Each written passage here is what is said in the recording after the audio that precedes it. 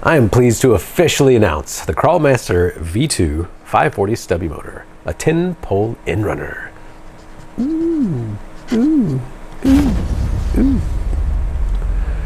So this is a replacement for our original CrawlMaster inrunners. They are both 10-pole motors, but that's really where the similarities end. Well, they're both inrunners, but besides those, the biggest change to this is that I used my own stator design and my own rotor design. In the past, I have used mostly stators that are off the shelf, and then I tweak the magnetics to suit so that we can have the motor that we want.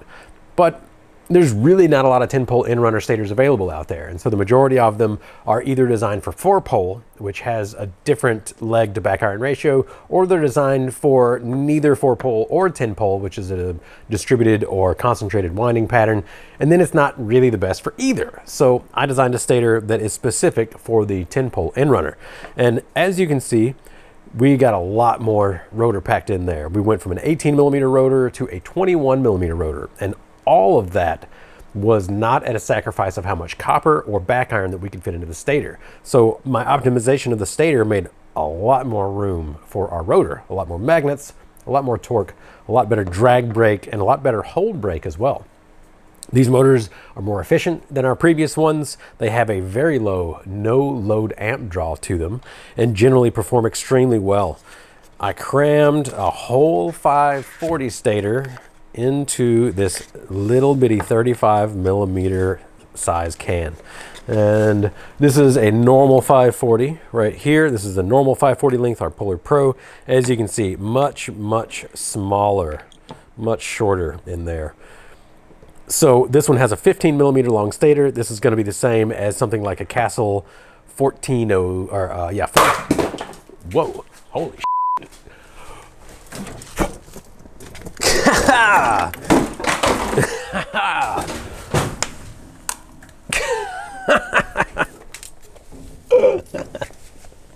Wow.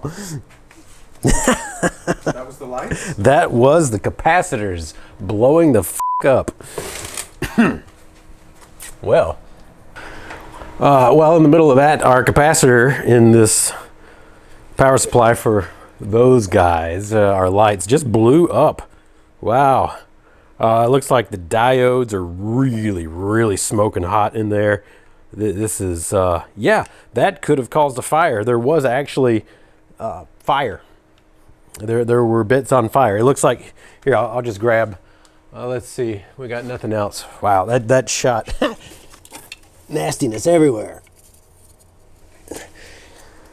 Yeah, so that's the inside of the capacitor. It was on fire, and yeah, that would have actually caught some things on fire if we weren't here when that happened. Yikes. So Amazon power supplies, no good. Apologies for that quick interruption. We had a power supply just blow up and put some fire on the ground. At any rate, what was I talking about? The length of the stator inside this V2 Stubby. It is a 15mm long stack. As you can see, it is the same stack that our previous Stubby was, but I was able to shorten the housing even more. Now, a lot of that's because of the 10-pole stator. The winding pattern that we use on this is a concentrated one, and it just, everything that I did on this was designed to be very short. And the 35mm long length allows it to fit in a VRD with a Stubby kit on there as well. So anywhere that you would need a Stubby motor, this will definitely fit. I was talking about the length of the stator, 15mm being long. That is a standard 540 size in pretty much every company when they do a brushless motor. So your Castle 540s, those are a 1406. The 06 stands for 0.6 inches, which is 15mm. Everybody, all 540 motors have 15mm of stator inside. And so does this one, but I didn't make it the length of a 540. Which, to recap, this is a full length 540. You can see there's a lot of extra length in there. So if I wanted to go to a full 540 size with this stator and this housing arrangement, we could put a lot in there. And as a matter of fact, if I was to make a big, fat, long, max size motor in a 540 can, it would be a ½ pound of active motor material in here, just to tell you how much active motor material is crammed into this can. So for a full length 540, it'd be a ½ pound. This is not a ½ pound. This is 146 146 grams, I believe. It is not on this package. It is on the website. Oh no, we have it listed at 149. That's just to cover some variations, but these are turning out at 146 on here. Any other things of note? We have 1800 kV, 2300 kV, and 3000 kV versions. All of them are 2 to 4S rated. So if you want gobs of wheel speed, you can have it. Of course, you'll have to be sure that your gearing isn't too tall. You don't want to overheat the motor or the ESC or the battery. You're always going to be limited on that no matter what kind of system. But the rotor on these is made in such a way where it'll take high RPM, no problems at all. The silicon steel laminations that we use on these are extremely high quality, and I did spend a lot of time getting the magnetics just right on the stator side, so they run very efficient, they run very cool, along with a very low no load amperage on there. They also run very high RPM without having problems. So as listed on the box here, the 3000 kV version at 10 volts has a no load of 3.5 amps.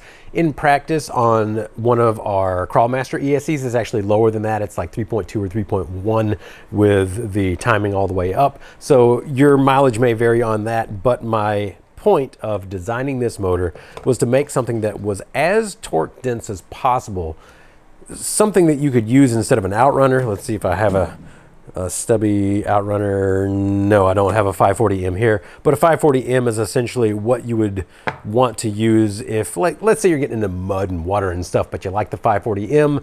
This is going to be the same size of motor, more or less. Doesn't quite have the torque density of a revolver, but the efficiency is far higher, and the no load amp draw is much lower as well. This helps your ESC, it helps your runtime, it helps everything. So for an equivalent kV going from a revolver to this, let's see if I remember off the top of my head, it was 5 amps for the revolver at 10, and it is 2.2 amps for the equivalent on this guy. So half the no load. And that's a lot of, if you're running for an hour with 2.2 amps of no load, then that is 2.2 amp hours that you burn up in that 1 hour. And that's of course at full blast.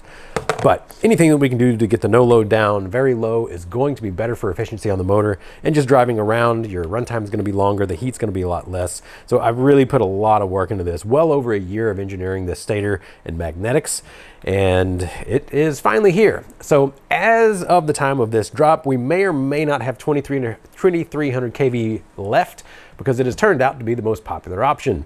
But in general, we're going to be stocking 1800, 2300, and 3000 kV. Once again, those are all good for 2 to 4S LiPo, and you can also use that on the CrawlMaster V3 or the CrawlMaster HV on 4S. That's essentially what I tested all of these on, was 4S LiPo with our existing ESCs, and they work just fine. So have fun with them. Get some wheel speed, or don't. Gear properly, and you'll be very happy with these. Very high hold brake, very high drag brake, very high efficiency. It's really just a kind of a nice motor. I'm very proud of this guy. So it is going to be the basis for a lot of new products going into the future, and you can keep an eye out for those. And if you want to support those future products, supporting this product itself will help us a lot. So if you do have any questions about them, leave them down below and we'll do our best to get to them. And as always, thanks for tuning in. Have a great day.